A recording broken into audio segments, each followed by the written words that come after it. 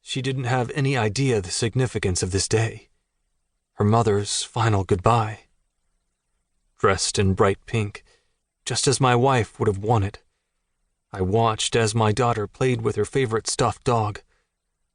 I stared into Maddie's crystal-clear blue eyes, her little orbs reminding me so much of Alyssa's, and wished for a moment that I could transfer all my memories of Alyssa to our daughter.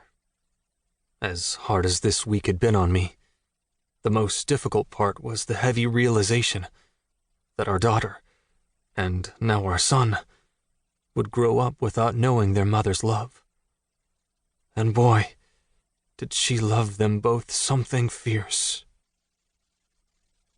"Blake, it's not too late to call the doctor's office and tell them we changed our minds," Alyssa said as I opened the passenger door to help her out of the car.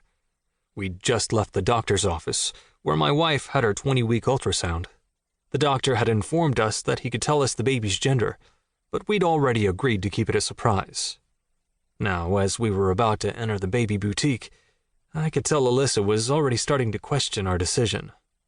"Look at this beautiful pink bedding," she sighed, running her hand across the plush fabric. "I just don't know if I like these neutral colors." "You don't really want to know, Liz. The surprise will be so worth it once you're holding our son or daughter in your arms." "I suppose you're right," she said, scrunching her nose up in the most adorable way. The simple gesture alone had me reaching for my cell. It's a good thing the doctor's number wasn't on speed dial, or Alyssa wouldn't have been able to stop me. I'd be a screwed man if our child got that trait from their mother. "Blake, stop!" she nearly screamed, reaching for my phone. "I don't really want to know. I mean, I do, but I don't. Jesus, I don't know what I want," she said, tears beginning to well in her eyes. "Short stack, don't cry, babe," I said, enveloping her in my arms. "You know I hate it when you call me that." She laughed through her sniffles. "I know you do, but I love it, and I knew it would make you laugh. I think it worked." I smiled, drawing her in for a gentle kiss right in the middle of the store. I wanted my wife to know that I adored her and all of her hormonal quirks, and I didn't care who witnessed our public display of affection. "I'm sorry I'm so hormonal." "You're carrying my baby. I think it's acceptable," I said, giving her one last peck on the forehead before pulling away. "Now let's do some shopping." "I like the sound of that. I already see the cutest stuffed dog over there. It would be perfect for our little boy or girl," she said, her blue eyes beaming. "Blake, we're here." My mother-in-law's voice, breaking me from my thoughts.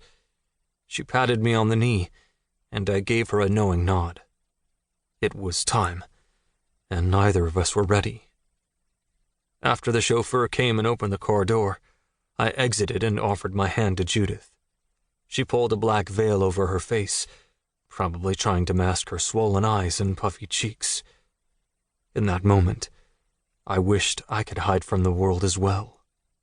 As much as people didn't want to stare, it was only human nature to watch from afar as I grieved my wife, the only love of my life. I walked Judith to the graveside and returned to pull Maddie from her car seat. Something in my peripheral vision caught my eye, and it was then that I noticed my best friend Rich's fiancée, Brooke, drop to her knees.